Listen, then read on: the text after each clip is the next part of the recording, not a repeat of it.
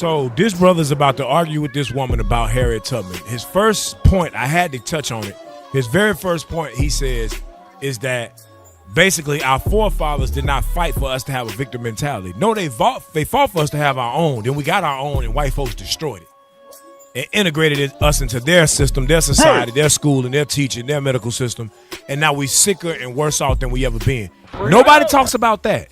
It's always our fault. And yes, we do have to take accountability for the things we're doing now because we can't change from it. But we're not going to act like we don't have intergenerational trauma from the issues and things that we've seen and have happened to our fathers. We were raised to live like this, but we can't change it because we have. All right, go back to the video. Refuse to embrace a victim mentality because that's not what our grandparents and Harriet Tubman and those people fought for. They fought for equal opportunity. Do not bring up Harriet Tubman's name in vain, baby. Please. Let's say the Lord's name in vain. The Lord's name. Harriet Tubman was literally saving her family and others from slavery. Exactly. You know who helped her? White people. Pause.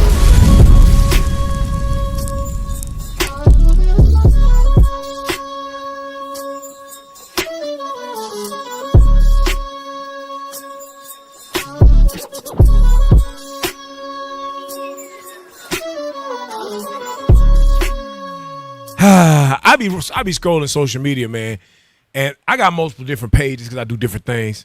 So it's like each one of my pages is programmed to show me a certain type of content. And particularly on one of these pages, I'm just constantly seeing like black liberals, black conservative talking points. They fight against each other. Black Republicans, black Democrat, all that just crap, just a whole bunch of crap. And today I was scrolling and I saw this brother here that we about to show real quick talking about Harriet Tubman. He's talking to a black woman, Amanda Seals, I believe her name is, about Harriet Tubman. So I want to show this video real quick, and then we're gonna do a commentary on it. All right, show that video. Refuse to embrace a victim mentality because that's not what our grandparents and Harriet Tubman and those people fought for. They fought for equal opportunity. Do not bring up Harriet Tubman's name in vain, baby. Please. I'm sorry. We're gonna get to it. But don't he sound effeminate? He can't speak for our community, bro. He don't even talk like a man. He can't speak for us. Now, let me say this. He said that our forefathers did not fight for us to have a victim mentality. Well, let's ask the dummy a question.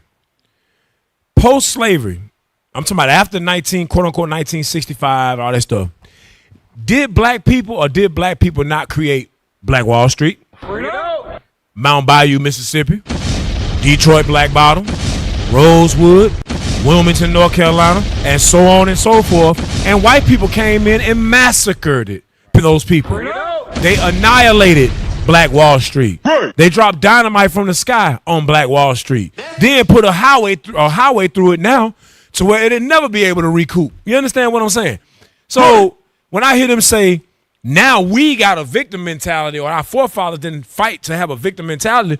No, our forefathers fought to have their own. And when they got their own, the white man took it from them.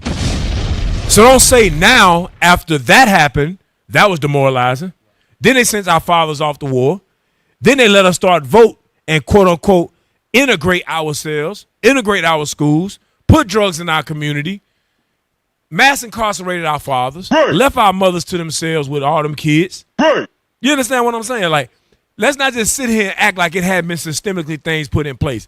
But because a couple Negroes can go to the beach, got a little boat, nice house in a white man neighborhood, just because a small portion of us got that, that now gives them the mind or gives them the authority to speak so evil of our fathers, speak so evil of the people that came before us that really were fighting, because these people ain't fighting. These are social media warriors. They not real warriors. You feel what I'm saying? Like, they ain't on the front line dying for nothing. These people not willing to die for what they saying. Martin Luther King, Malcolm X, those men actually worse. Kwame Ture and the Black Panthers and so on and so forth. Those men were really Bobby Seale and Fred Hampton. You know, these men really put their lives on the line. You know what I'm saying? Angela Davis. Let's go on and on. Asada Shakur. Like, these was real men and women that was like, you know what? We're going to fight against the powers that be because we don't see any other way. Of course, they didn't have the truth back then. They didn't see any other way to fight. They said, we're going to fight through trying to get political power, trying to get equality, trying to get civil rights. But these Negroes here, they not like them. You know what the scriptures say in 2 Esdras 5 about they get weaker? 2 Esdras 5, I want to say it's like 52 or something like that. Read that real quick. So these people like this, these social media warriors, these talkers that just talk, they're not really about no action. They don't have the spirit of our forefathers. What it is? 52, right? Yes, sir. Read it. The book of 2 Esdras, chapter 5 and verse 52. Say unto her, wherefore are not they whom thou hast now brought forth like those that were before, but less of stature? Right. So he's saying that the world, as the world gets older, it brings forth weaker men, weaker people is what it's saying. So he's saying just like a woman, when she get older in age, her children are not as strong as when she has them at a young age. Go ahead. And she shall answer thee, they that be born in the strength of youth are of one fashion. Go ahead. And they that are born in the time of age. And they that are born in the time of age, go ahead. When the womb faileth, read. Are otherwise. Are otherwise. Go ahead. Consider thou therefore also how that ye are less of stature than those that were before you. So it's the same thing now. These men right here, they're worse or less of stature than the men that came before. Right. So like you hear Bishop Nathaniel and the elders talk about how their elders were, how they ain't play no games. You hear about the stairs and different stuff they talk about. But if you talk to a brother a certain type of way now, he'll get offended. Like he'll be ready to lead a body. You know what I'm saying? Be like, what, bro? We men. We talking like men. Right. And it's like, nah, I can't take that. So it's like we have to build our spirits up to be able to take constructive criticism, to be able to accept when we're wrong, and take accountability. And a lot of brothers not willing to do that. And it's the same way with these people. These people won't take accountability that our forefathers sinned, and we continue that sin. And the reason we're in the condition we're in today is because of that sin. You understand? You have something you want to say before I go back to this video? I saw you had your mic. Can I get 1 Maccabees chapter 2, verse 50 and 51 real quick? Yes, sir. I just want to give an example of how our forefathers, when you read in the Bible, 2 Esdras chapter 2, it tells you that our forefathers taught the commandments of God, righteousness. When you read Moses, what he gave the people, the commandments. What did Paul give the people? The commandments. What did Christ give? The commandments. And what happened? They all got put to death for teaching the commandments. Watch this. The book of 1 Maccabees chapter 2 and verse 51. Call to remembrance what acts our fathers did in their time. In their time, because guess what? We're going to go back to our time, ancient times. They trying to tell us that we can't learn about our history. They took it out of schools, right? Read. So shall ye receive great honor and an everlasting name. Read 50. Verse 50. Now therefore, my sons, be ye zealous for the law. For the law, read. And give your lives for the covenant of your fathers. And give your lives for the covenant. We were giving our lives for the covenant you read about in the Bible, which is the commandments. Right. I just want to get one last point. 40. Watch what Mattathias said. Verse 40. And one of them said to another, if we all do as our brethren have done. This is after Mattathias was speaking to them. He said, if we do like our brothers did that did not fight on the Sabbath, read. And fight not for our lives and laws against the heathen. Read. They will now quickly root us out of the earth. They will root us out. That's Psalms 83. So our people who have that revolutionary mind, we understand that if we do not fight, if we do not teach our people why they went into slavery, all these things, our people are going to be rooted out. They're not going to know who they are. They're not going to have no hope. So we have to go out there and teach the commandments. Right. So let's go back to that video. So this brother's about to argue with this woman about Harriet Tubman. His first point, I had to touch on it. His very first point, he says, is that basically our forefathers did not fight for us to have a victim mentality. No, they fought for us to have our own. Then we got our own, and white folks destroyed it and integrated us into their system, their society, their school, and their teaching, their medical system. And now we're sicker and worse off than we ever been. Nobody talks about that. It's always our fault. And yes, we do have to take accountability for the things we're doing now because we can't change from it. But we're not going to act like we don't have intergenerational trauma from the issues and things that we've seen and have happened to our fathers. We was raised to live like this, but we can't change it because we have. All right, go back to the video. refuse to embrace a victim mentality because that's not what our grandparents and Harriet Tubman and those people fought for. They fought for Do equal not bring up opportunity. Harriet Tubman's name in vain, baby. Please. Let's say the Lord's name in vain. The Lord's name. Harriet Tubman was literally saving her family and others from slavery. Exactly. You know who helped her? White people. You know Pause. who- Listen. You see his first response? The hell is I this? can't take these niggas, man. I cannot sit down and have a civil conversation with them. The hell is this? I can't have a conversation with these niggas, bro. His first rebuttal, his first thought was, and you know who helped her? White people. Come on, bro. What? See, this is why they use people like this. This is why they give people like this a platform. You go to his page, he got a lot of followers. And majority of those followers is white folks looking and watching his handlers watching him. You understand? Go ahead and play it. I'm sorry. Go back a few seconds, though. Stop being a damn fool. saving her family and others from slavery. Yeah. You know who helped her? White people. You know who helped her? They were on the Underground Railroad saying, come on in, come on you know in. who helped her? Come on in. No, you know who helped her? God and People who benefit. Pause. You hear that? He said God and America. I told you the mindset of these dudes, man. These is content creators, man. They puppets of Satan. Bruh. Go ahead. White supremacy. One of the things It's a that lie. White supremacy is a lie. No, sir, It's that's a simply lie. not There's true. no such. I mean, there's if that some- were not the case, then we wouldn't see the continued effort of colonialism and white people placing themselves in positions of power You when know they why do they're not in have the position of power. power? Because me their hear culture, this. black culture, is toxic. Pause The it. Black culture as it currently stands today is toxic. But that's not our culture. You know what I want, Jeremiah 17:4. This culture and way we live in today, that's not our culture. That was force fed to us. we didn't come to America like that. We had our own laws, our own things that we were doing before Esau got here. Gad, Reuben, all of the Northern Kingdom tribes had their own thing they was doing, following their own custom, their own laws. Esau brought and spread his form of Christianity.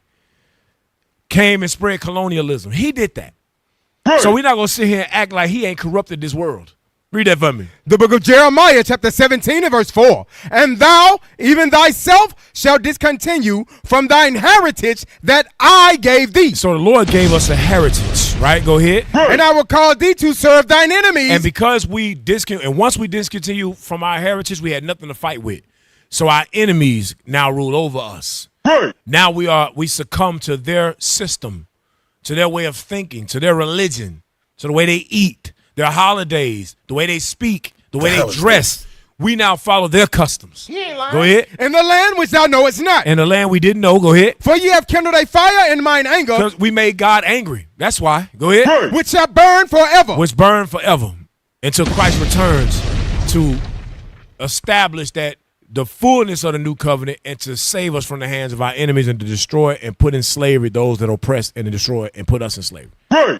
That's what we waiting on. But dudes like that, even though that's basic and simple, we just reading scripture, it's been hidden from his eyes. And he don't want it. He want America. He want white privilege to continue to stand, white supremacy to continue to stand. These are the people that we dealing with today. This is who we fight against, y'all. Spiritually. Right? Go ahead. Hey, let me get 1 John 2 and 11. Just to back you up, Cap. This the spirit they walking in. 1 John 2 and 11. Because they speaking for white folks. That's all they doing, speaking for white folks and showing their pure hatred for their own people. Read. The book of 1 John, chapter 2 and verse 11. Go ahead. But he that hateth his brother is in You darkness. see that? But he that hateth his brother is in darkness. All these dudes that speak like that, they are in darkness. Because why? They have allegiance to the prince of darkness, to Satan and his son, the white man. Go ahead. And walketh in darkness, and knoweth not whither he And goeth. they don't even know what they be talking about half of the time. They just be talking just to talk because the white man is sliding them some money under the table. They getting a check. They getting views. Go ahead. Because that darkness hath blinded his eyes. So that's the point. Darkness has blinded these brothers and sisters' eyes that's rolling with the white man and speaking against their people. They in darkness. Shalom, Israel. This is Bishop Nathaniel. I want you to know that you can view all our Sabbath classes live on IUIC TV. That's right, I said on IUIC TV. Download the app today. Shalom. Keep playing that video. Let me Their hear this. culture, black culture is toxic. The black culture is toxic. We have produced a culture that is toxic. And let's get on the fact that there's no fathers in the black home. Let's talk about that. Stop. Let's talk about that. Let's talk about that. None of this is Pause gonna work. it. So he says there's no fathers in the black home, but will let his daughter go to prom. Why am I saying that? She'll go get pregnant by a little nigga, and he won't take care of the baby, creating another fatherless home. That's what I said. They don't have no solutions. They use white people talking points. This is Charlie Kirk and these white folks talking points that they using. But they not providing no solutions. Okay, they say they Christian. We should believe in God. Where's your ministry going out and teaching these young black men and black women how to get their lives right with the Lord? Where are you at? But we there and you fight us. We there doing what you claim we're supposed to be doing, what people should be doing. The way people should be living, we're actually living that way, but we don't include Edom because the Bible don't include Edom. We don't include Moab and Ammon because the Bible don't include Moab and Ammon. That's right. And they get mad at that. This is who we dealing with. So now we hearing, oh, well, there's no fathers in the black community. Okay, well, where is your curriculum to help us get over that? Because that was done by design. Play it. If y'all are just gonna sit here and make up, It's not gonna work. No, a debate has to be in facts. You're putting off emotional liberalism I am right not now. putting off emotional liberalism. You're putting off unfounded lies That's what y'all based do. Y'all in start saying conservatism. misinformation. Remember they did the misinformation thing all summer where everything Look at conservative this man. did. They said You're carrying misinformation. a chain around your neck of an apartheid nation that actively wants to harm black people and non-Jewish people. But let me bring it back. Let me bring it back. So, you see what I'm saying? And then, as a man, why would you go on a show like that to argue with women? I ain't arguing with no woman. Tell you what the scriptures say. Teach you and get the hell up out of there. But these men, because he's effeminate, he feeds off that type of stuff. You understand what I'm saying? Now, he said white people helped Harriet Tubman. I just Googled it. I just said, let me just Google this real quick. Let me just see. Because I know it's always that token white boy or white woman that they like to throw in movies and stuff. Show me this real quick. Put me down, please. Yes. Yes. White individuals did help Harriet Tubman on the Underground Railroad. Go ahead. But the 2019 film Harriet heavily dramatized and even entirely fabricated some of these figures to fit a cinematic narrative. Stop. This is Google. This is the Smithsonian Magazine, which is a credible source. And it says, but the 2019 film Harriet heavily dramatized and even entirely fabricated. That means created. Lies. Some of these figures to fit a cinematic narrative. Meaning what? To control your mind. You're going to learn today. Evil communications. You understand what I'm saying? And so he ain't did no research on Harriet Tubman. He watched the movie. Because that's how Negroes do. Negroes don't do real research. Negroes go where white folks tell them to go. They don't go beyond that. They don't go into the old books. You understand what I'm saying? Watch this. Keep reading. The film introduces a white lawyer who examines a will in Tubman's early life, which is true. A lawyer did discover that Tubman and her mother were legally free, but the family who owned them simply ignored the law. Later in the movie, a white bounty hunter turned abolitionist, Walter, and a villainous slave catcher, Gideon, are heavily featured. Historians note that these characters were almost entirely fictionalized for the film. So that's where they learn from, y'all. They learn from movies. They learn from propaganda, from lies, slander. Go ahead. While the movie invents or exaggerates certain characters, it minimizes the very real network of both white and black abolitionists she relied on. Go ahead. In reality, she worked closely with a diverse collaborative network of conductors, including notable figures like William Steele, a free black abolitionist, white Quakers like Thomas Garrett, who provided crucial safe houses and resources. So stop. So this is what nobody's talking about. So say it says this guy, Thomas Garrett, provided crucial safe houses and resources, right, for Harriet Tubman so she can hide in certain places on the Underground Railroad, right? Why he have to do that? That's the question. Why he have to do it in the first place? Why were we enslaved in the first place? And those safe houses, did he have to hide her in there? Why did he have to hide her? Why did he go on the front line and say, hey, listen, I got this black woman and people that she freed from slavery down south that was being done wrong, and I'm standing up right here, right now, against this injustice. I got 10,000, I got 100,000 other white abolitionists with me, and we're going to stand up and we're going to protect and provide for these people, and we're going to fight against y'all for doing it. Why he didn't do that? Why hide her and say, I did a good deed for niggas? No. The Bible tells us very clear why Esau keep us around. Esau keep us around so he can use us. You understand what I'm saying? That's why they do it. And I'm going to show you that. Give me Sirach 13, verse 3 and 4 real quick. Let me show you this. I know you had some awesome in there.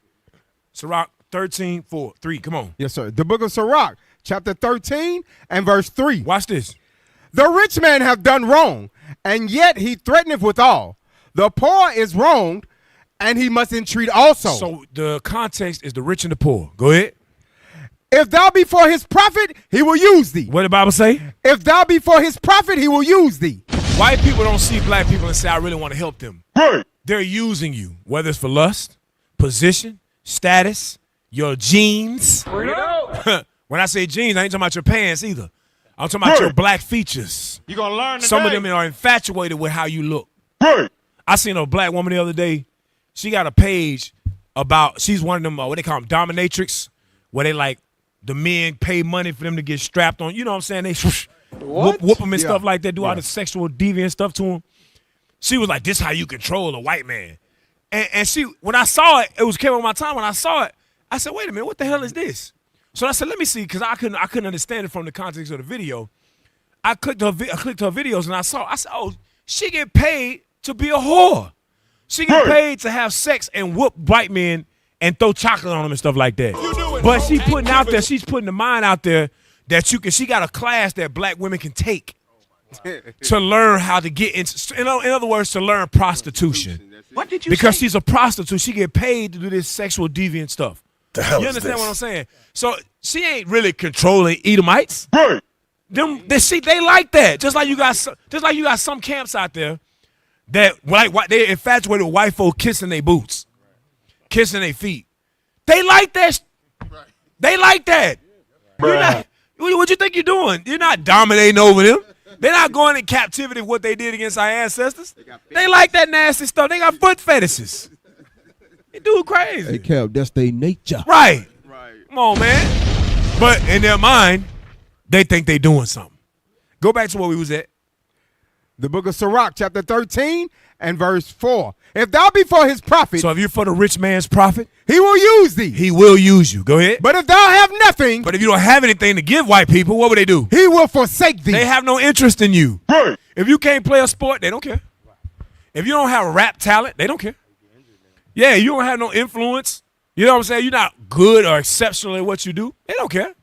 Here it is. Esau, though, can be less qualified, less talented, less educated, and he'll be at the starting line. He'll be number one. And you'll say, wait a minute. I know if I ain't better than everybody here, but I know I'm better than that guy. How he my supervisor? The hell is this? I'm doing his job. I make him look good. How he over me? I've been in it. I've been in this position before. So if they can't use you, they won't be around you. They won't care for you at all. It's only if they can use you. So when I see this, oh yeah, you know, some people, Edomites had some safe houses and stuff like that. He was using that woman. Because how is his name mentioned? How he in the record books? Why he in the movie? Why his family benefit off the fact that his name and his likeness is being used in the movie 200 years later? Because that's what I'm saying. They want glory. Go ahead. No, you read. Verse 5. If thou have anything, he will live with thee. Yea, he will make thee bear and will not be sorry for it. Come on. If he have need of thee, he will deceive thee. If he have need of thee, he will deceive you, make you think that he love you. Go ahead. And smile upon thee. And he'll smile upon you like them boys did with Nolan Wells. Go ahead. And put thee in hope. And put you in hope, saying, man, maybe there are some good Edomites out here. Go ahead. Hell no. He will speak thee fair and say, what wantest thou? What can I do for you? How can I help you? Go ahead. And he will shame thee by his meats. And he will what? Shame thee by his meats. I remember Edomite came one day. He was my co-host on a radio show I used to do. And he came to the radio show one morning, and I was starving. I was real hungry. And he said, man, I just bought some chicken biscuits from this what's-the-name store. And the new they wanted us to sponsor them. It was a show. I forgot what the name of the store was. But they were a sponsor for our show. So a couple of their representatives came by. We interviewed them, and they brought biscuits. They were supposed to be famous for their chicken biscuits. Mm-hmm. So he brought it there. He like, man, here, check this out. These some good biscuits. I know the place is good. They outside right now. We're going to interview them later. So me not thinking, I take a bite into the biscuit. I said, wait a minute. This don't taste like chicken. You understand? So I put it to the side. I said, man, that don't taste like chicken. So then after the show, he said, hey, could you come in the office real quick? I go in the office. He said, man, hey, man, got something to tell you. I said, what is it? That biscuit, bro, it wasn't chicken. It was a pork chop biscuit. That biscuit you took a bite out of, that was a pork chop biscuit. And he said, I know this against your religion, man. I'm so sorry. He a demon. He did that on purpose. Right. I don't believe him. To this day, I'm like, okay. You know, the most I jacked him up. He had a car accident. Almost died. Then, because of the car accident, he got hooked on Lortabs and all kind of different Oxycontin and stuff. Got so high, he started selling it at the radio station when he got a job back and ended up getting put in jail. Ain't God good? What? That's what you get for giving me that damn pork that day. Won't he do it? Ain't the Most High good? Yeah. So what I'm showing you is he will shame you by his meats. That literally happened to me. Go ahead. Until he have drawn thee dry twice or thrice. So he can take from you everything that you have. Go ahead. And at the last, he will laugh thee to scorn. And then afterwards, he stood over there and laughed like, look, I got that nigga to eat pork. I'm telling you. Or look. I got him with a white woman. Look how she took him for everything he got. He got 4 kids by him. I'm just telling you. This is what they do. Go ahead. Afterward, when he seeth thee, he will forsake thee. Afterward, when he see you, he'll forsake you. He'll be like, I ain't got no use for you. How many times you done seen that? Go ahead. And shake his head at thee. And he look at you like, Y'all used to work together. You used to help him all the time. Gave him rides home and everything. He get a promotion, and he start looking at you. Niggas. Bruh. You like, damn, I thought we were cool. I'm telling you, that's how they do. Across the earth, the prophets move. From city streets to distant lands, the message is the same. Israel must rise. Through every quest, every journey, the truth spreads. No border can contain it. No distance can silence it. Our nation lives in every moment. In joy, we celebrate marriages. In sorrow, we honor our dead. On the Sabbath, we gather as one. Families rejoicing together, bound by the commandments of God. Yet are we tried. From the stones in Kenya to the hatred in Montana, we endure as a soldier of the Lord. And still, the mission expands. On the airwaves, on the screens, in every nation under heaven, Israel's voice is heard. We build our communities. We raise our children in royalty. We restore what was broken. We clean what was defiled.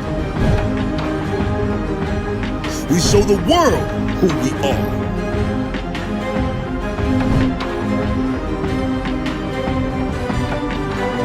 This is Israel united in Christ. Nation in motion. Nation endures.